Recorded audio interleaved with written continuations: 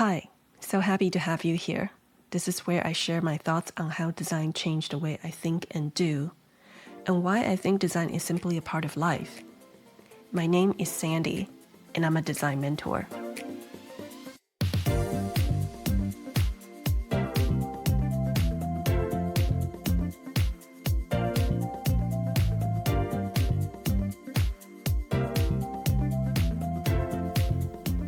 When I first started working in the design industry, people would ask me if I was always good at making art.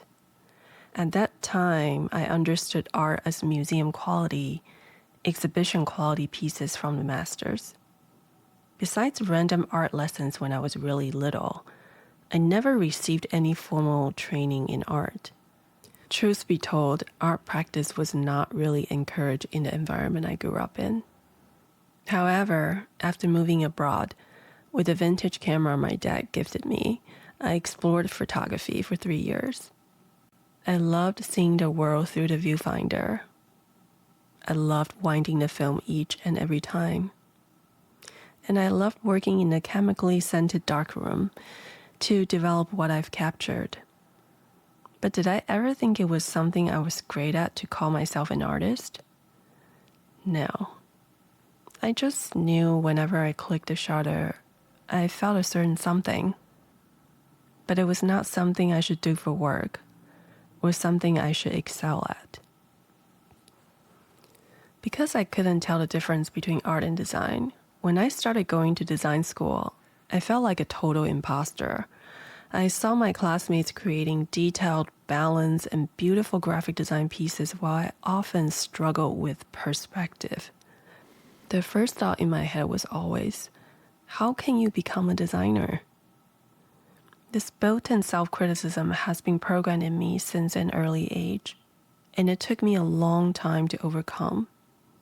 Meanwhile, in the classroom, all of my professors stressed the importance of a fully developed concept, instead of focusing on the results. Not that results didn't matter. Execution definitely mattered and was critiqued often. But the concept, the reason why this piece of design should exist, was much more important than anything else. I would later realize that conceptual portion of design was actually always my strength.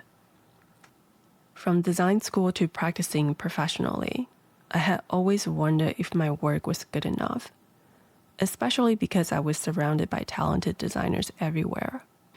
But as briefly mentioned in episode 2, through my career and the different projects, I eventually understood that design was not only to make things look beautiful. There are many facets to design, and all of them lead to problem solving. Just because I wasn't a top visual designer, it didn't mean I couldn't solve a problem. It also didn't mean I couldn't practice design in a different way. When I was tasked to design beautiful screen-based interface, it was because of my assigned role within that particular project at that time. But it was up to me to realize what I was good at and pivot if I need to. As long as I'm contributing my strength, together with the team, we can always solve the problem. As I built up more experience, my strength in coming up with concept, strategy, user flows, end-to-end design research, and even product management have greatly surpassed my original focus in visual design. Instead of beating myself up around needing to create stunning visuals, I saw myself in a new light. I was designing beautiful things. It's just that the things I was good at designing aren't always visible. They are the systems, organization, and backbones of any product. And because of this new direction, my care for the users not only increased, it became the focus. Wait, what about art? Weren't you trying to talk about art as well? Yes, I'm getting there. Once I understood my purpose in design, I started to think about my other side. Ever since I learned to speak, I loved expressing myself through stories. I started by speaking my stories, but I moved into writing them down as soon as I learned how to. In fact, I still remember writing my first poem when I was 6 and how that felt. Using words was, is, and always will be the way to express my truest self. It is my chosen primary art form. Nothing else has made me feel that internal warm flow as much as using words. When I paint, it's because a story comes to me and I can't wait to create something for the story. When I click the shutter on the camera, it's because I feel the words I'd like to record the scene with. Have I always known this about myself? Actually, no. For the longest time, I was unable to balance my two sides. I focused on finding my place in the world through design and my career. Even though I started a blog and spent nights and weekends writing, I eventually put it on pause because I was overworked and exhausted all the time. And even though my writing got me the opportunity to translate 2 books, the grueling double work schedule made it unsustainable. But maybe more importantly, I never gave myself the permission to take my art seriously. And then things changed in 2021. After moving to Taiwan, I joined a writing group. Right before that, I had the worst writer's block. It was so frustrating. So I decided to give myself permission to focus on writing for 30 minutes a day.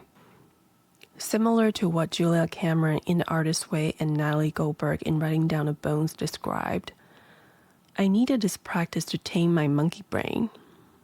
I went from thinking writing should always be for an audience to understanding writing was for me, personally, a way to speak up and out.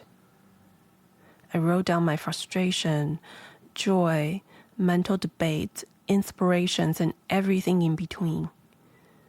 6 months later, I realized I no longer had a writer's block. I think the writer's block came to me because I tried so hard to write for others. I never asked myself what stories I wanted to tell to connect with the world, and what stories were the closest and truest to me. The more I continued this daily practice, the more I got close to the feeling I had when I wrote the first poem as a 6-year-old. I got close to that tingling warm flow those words made me feel internally. 3 years later, I'm still dedicating these 30 minutes a day to myself. This practice helped me understand how writing is part of my identity.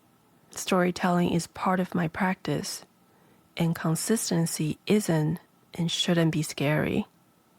I finally faced my internal artist with full honesty.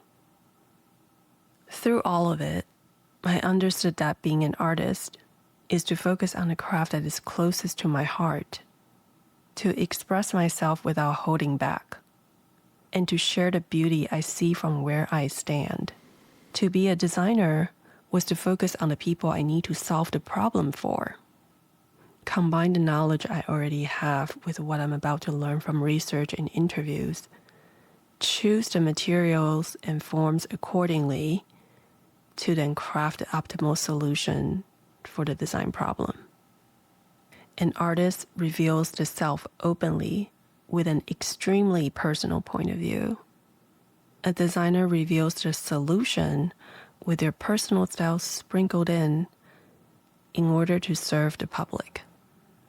A piece from an artist represents their internal journey, and a piece from a designer represents their take on a possible solution to a problem. But to be either, creativity and craft are the necessities. I realize I can be both an artist and a designer, but I need to see clearly how they differ. The art I pursue in writing, painting, tea making, and tapestry recharge me, and they give me inspirations. The design I pursue in products, research, operation, and systems are for me to provide a service to the world. They don't need to be mutually exclusive. They can absolutely coexist. What about you? Are you an artist or a designer? Or are you both and more? Next time, I will share my thoughts on creativity and craft.